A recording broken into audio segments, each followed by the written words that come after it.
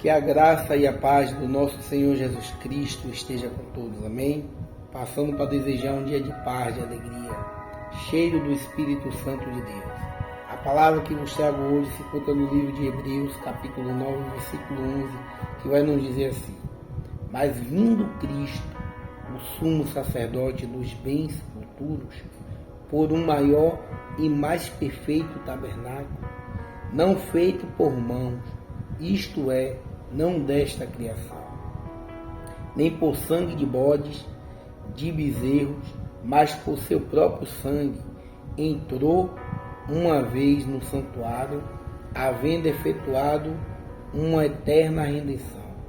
Porque se o sangue dos touros e bode e a cinza de uma novilha apariza sobre os imundos, os santifica quanto à purificação da carne, quanto mais o sangue de Cristo, que é pelo Espírito eterno, se ofereceu a si mesmo, imaculado a Deus, purificará a vossa consciência das obras mortas, para servirdes ao Deus vivo.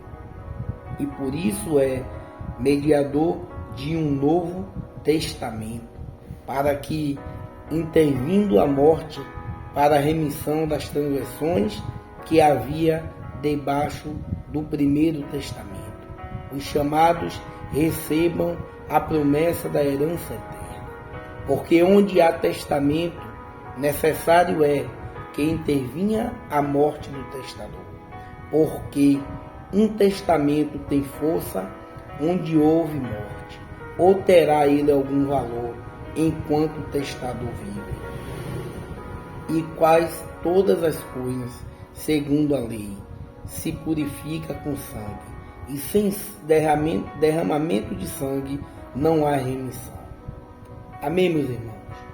Esta palavra que se encontra no livro de Hebreus, ela vai nos mostrar o valor e a importância que tem o sangue de Jesus Cristo nas nossas vidas.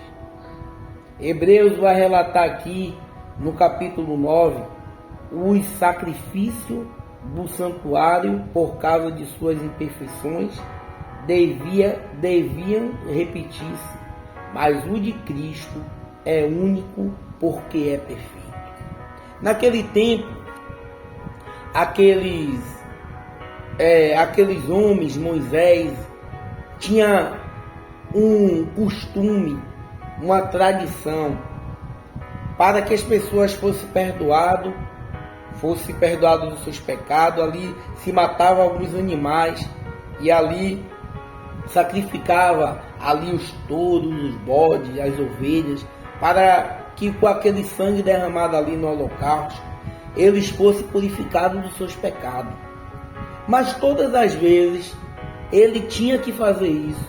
Arão, como sumo sacerdote, ele tinha a obrigação de expiar os pecados daquelas pessoas. Trazia-se um bode e ali a nação, a população ali, colocava suas mãos ali naquele bode, e o bode era solto no deserto, porque ali eles acreditavam que Deus recebia aquele sacrifício e ali perdoava os pecados.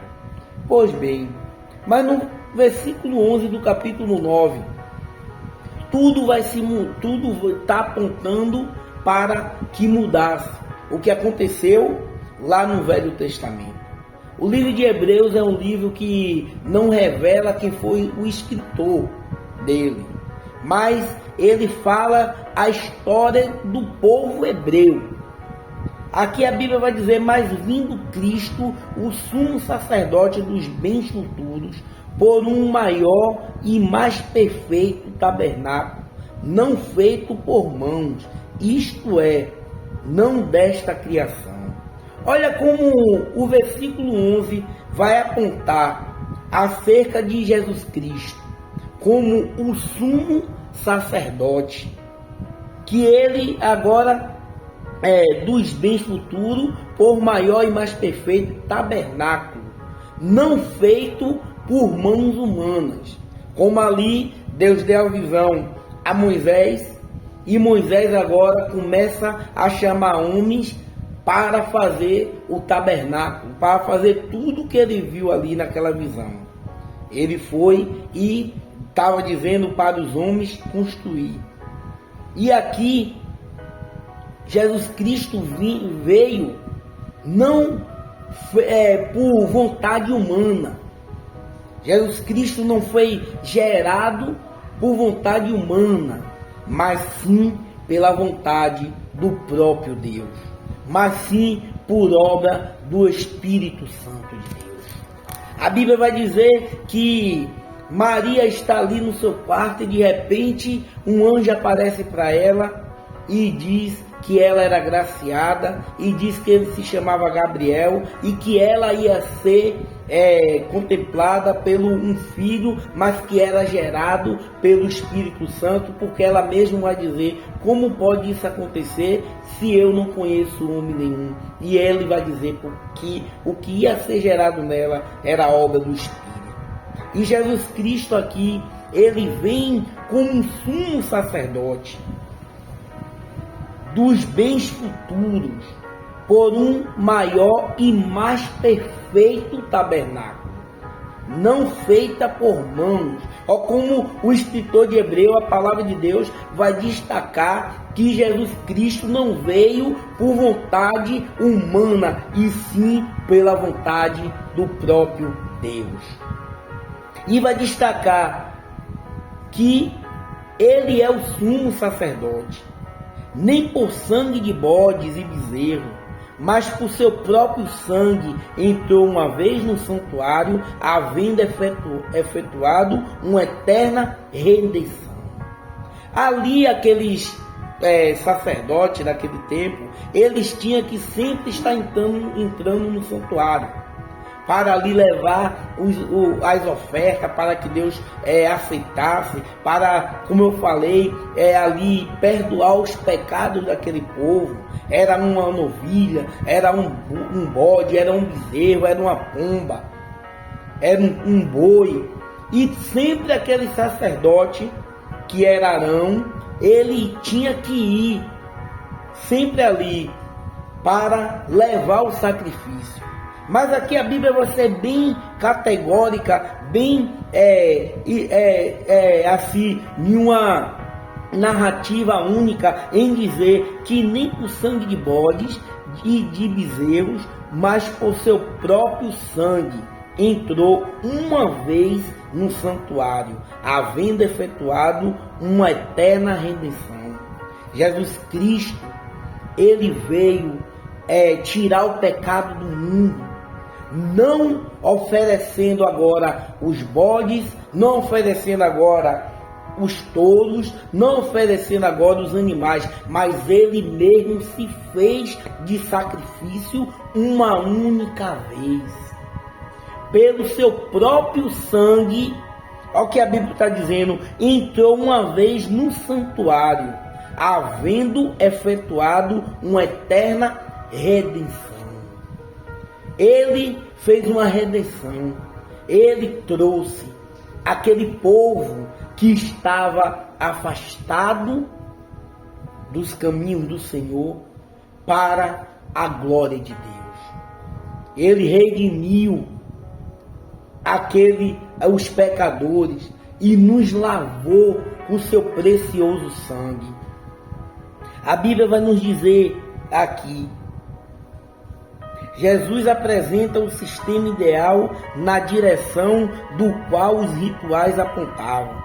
Seu ministério acontecia não em um antigo santuário, mas nas esferas de realidade celeste. Jesus ofereceu como sacrifício seu próprio sangue.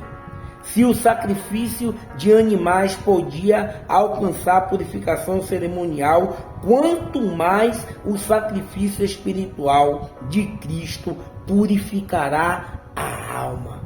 Se o sacrifício de um animal poderia purificar ali aqueles que estavam imundos, que por algum motivo pecou, por algum motivo ali ficou imundo, os animais simbolizava que o sangue dos animais purificava a carne daqueles homens.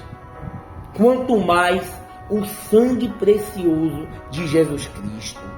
Seu próprio sangue, o sacrifício de animais poderia alcançar a purificação cerimonial, quanto mais o sacrifício espiritual de Cristo. O sacrifício de Cristo purifica a nossa alma, nos limpa, nos traz de volta a consciência do que nós temos que ser aqui nessa terra. Agora, não pelo sangue de um animal, mas pelo sangue que desceu naquela cruz. Por ele se fazer sacrifício e nos dá a vida eterna. E nos dá o prazer de sermos redimidos pelo Espírito Santo para ter uma intimidade com Deus. Ele nos trouxe de volta para a casa do Pai.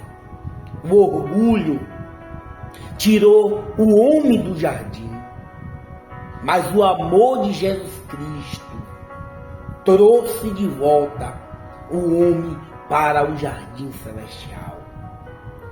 Adão tinha tudo ali no Éden, mas Adão foi dar ouvido à voz de Eva e ele comeu do fruto e ele foi expulso do jardim.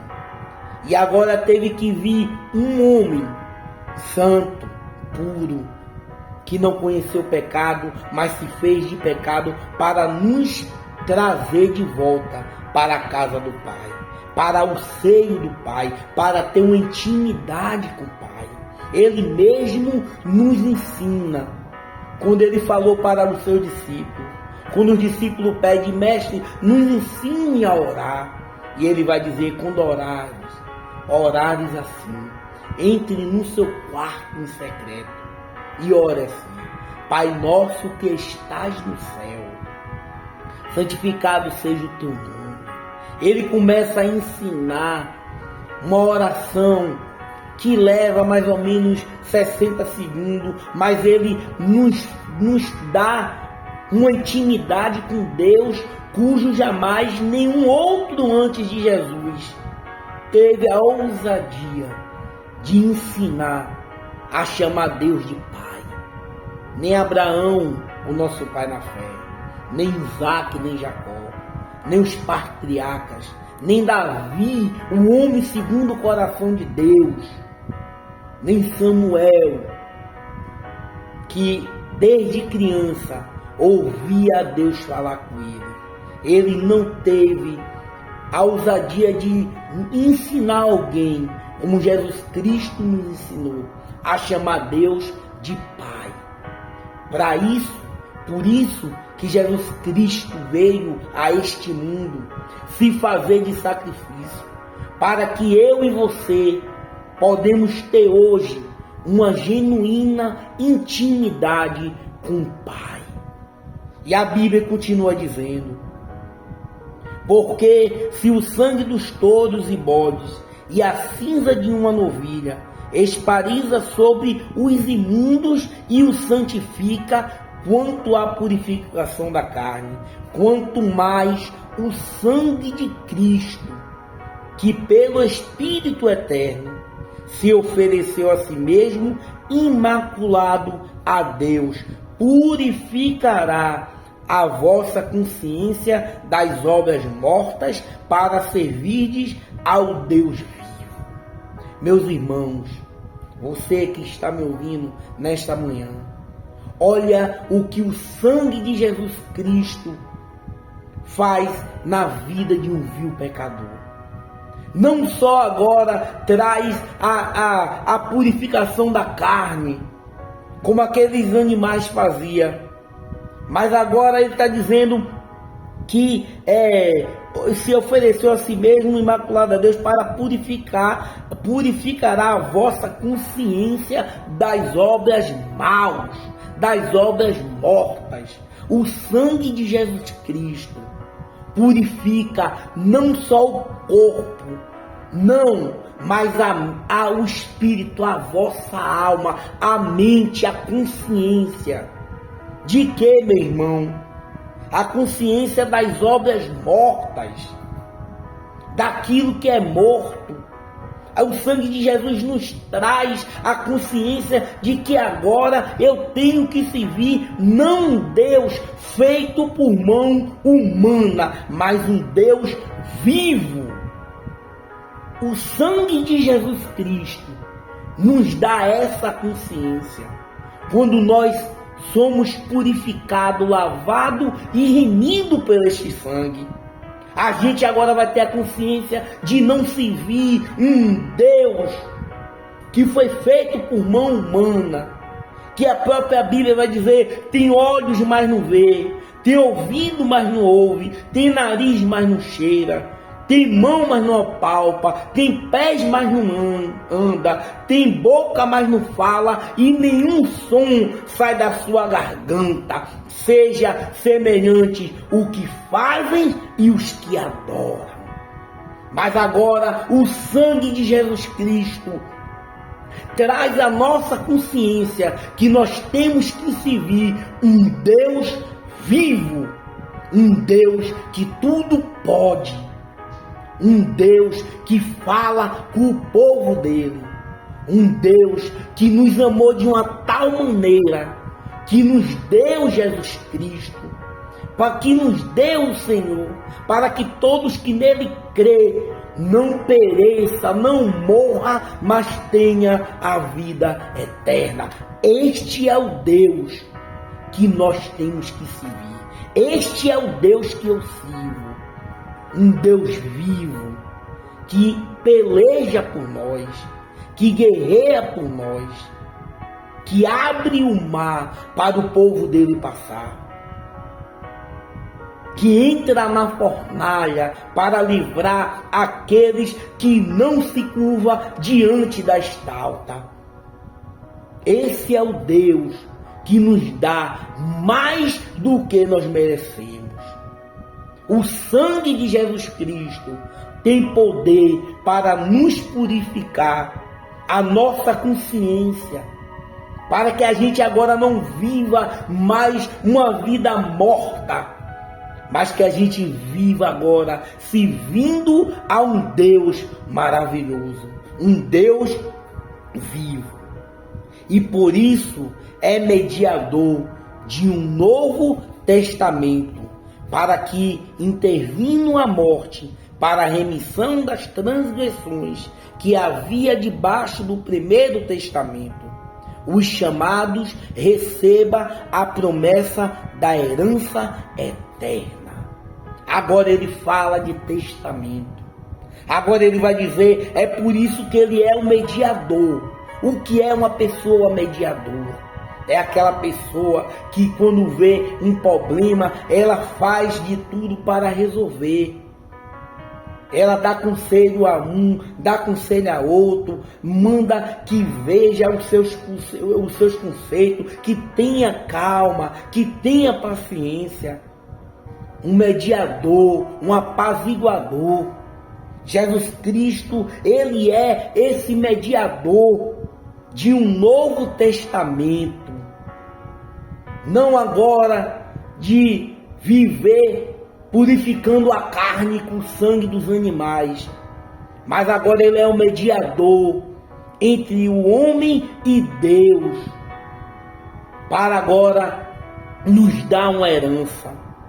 Quando ele vai falar mediador de um testamento, para que intervindo, olha que Jesus faz, intervindo a morte para a remissão das transgressões que havia debaixo do primeiro testamento, os chamados recebem a promessa da herança eterna.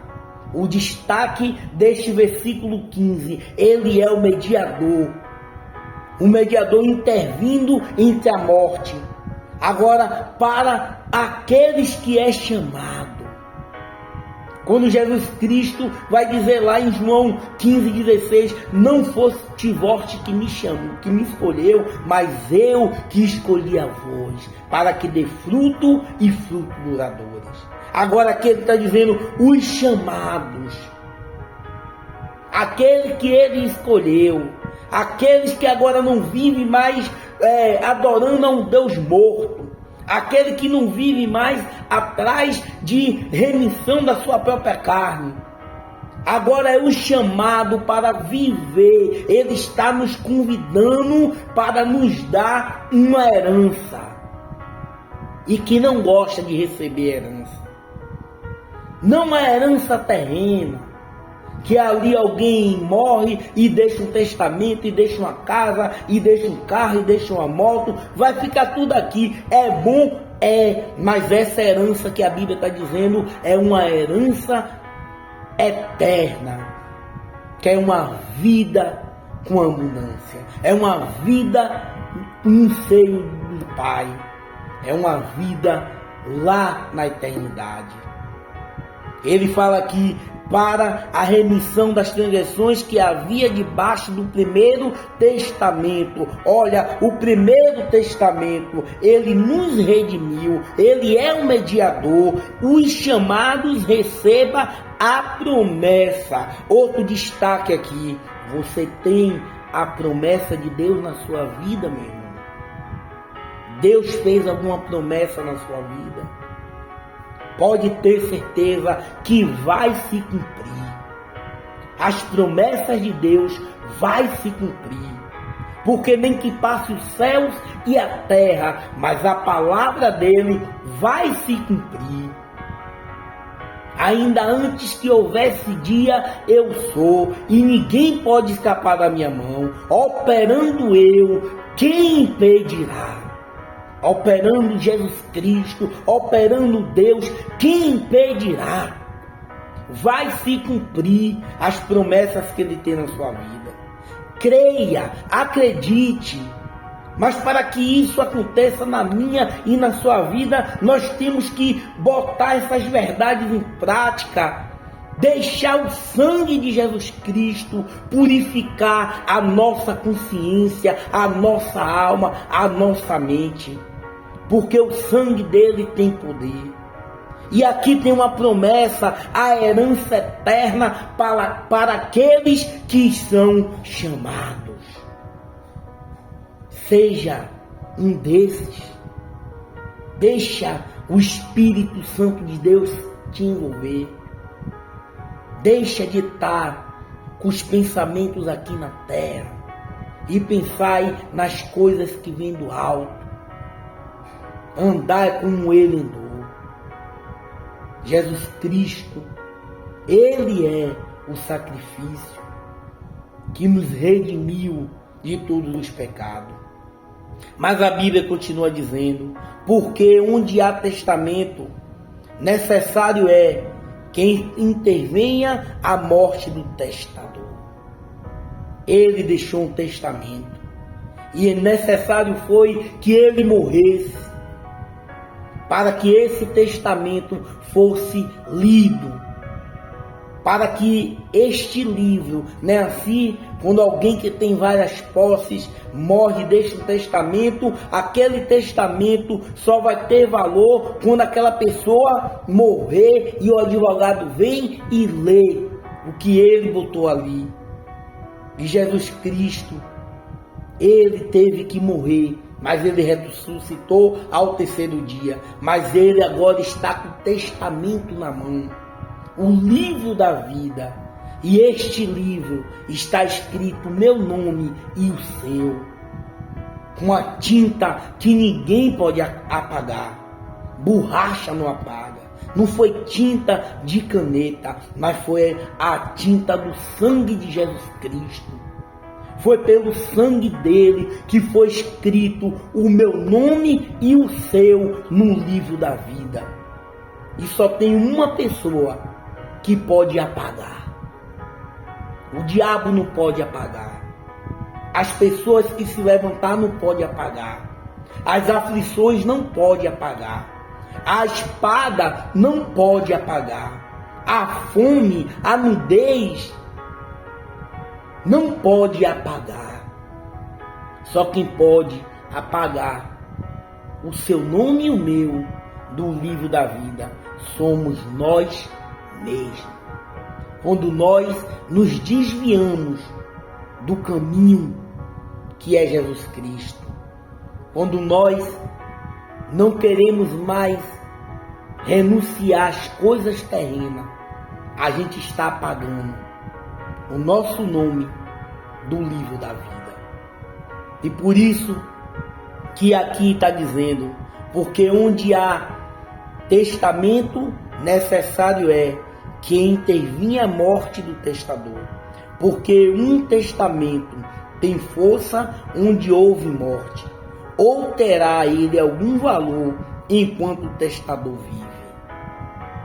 Pelo que também o primeiro não foi consagrado sem sangue, porque havendo Moisés anunciado a todo o povo todos os mandamentos, segundo a lei, tomou o sangue dos bezerros e dos bodes com água, lã, púrpura e isopor, e aspergiu tanto o mesmo livro como todo o povo, dizendo: este é o sangue do testamento que Deus vos tem mandado. E é semelhantemente aspergiu com sangue o tabernáculo e todos os vasos do ministério. Da mesma forma, Moisés fez. A Bíblia diz que porque um testamento tem força onde houve morte, ou terá ele algum valor enquanto o testador vive? Aquela pessoa que fez um testamento, aquele testamento, como eu falei, só vai ter valor quando aquela pessoa morrer. O livro da vida, ele só foi aberto, como quando João diz, que quando ele olhou para o trono e viu um livro selado por dentro e por fora, e ele vai dizer: e eu, João, chorei muito, porque não tinha ninguém para abrir o livro dos 7 selos. E de repente ele ouve uma voz dizendo: ei, João, não chore, vem aí o leão da tribo de Judá, a raiz de Jessé, ele venceu para abrir o livro. E este livro, como eu falei, está o meu nome e o seu. Não deixe que este nome saia de lá. Este sangue tem poder para nos purificar, para nos redimir, para nos lavar e nos fazer herdeiro da herança eterna.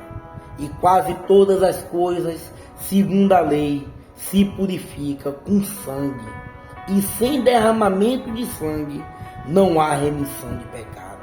De sorte que era bem necessário que as figuras das coisas que estão no céu assim se purificassem, mas as próprias coisas celestiais com sacrifício melhores do que este. Meus irmãos, que a gente possa entender que o sangue de Jesus tem poder. E aqui, como eu deixo o versículo 22, quando ele vai falar na parte B: sem derramamento de sangue não há remissão dos pecados. Que este sangue possa nos redimir de todos os nossos pecados. A finalidade do sangue de Jesus Cristo ter descido naquele madeiro foi para nos dar uma consciência de viver uma vida com Deus vivo, que tudo vê e que tudo pode e que tudo ouve. Que esta palavra possa fazer guarita no nosso coração. Que o Espírito Santo de Deus possa fazer discernir esta palavra no seu coração e que ele complete o que faltou nesta manhã. Que o Senhor Jesus Cristo nos dê um dia abençoado, em nome de Jesus Cristo.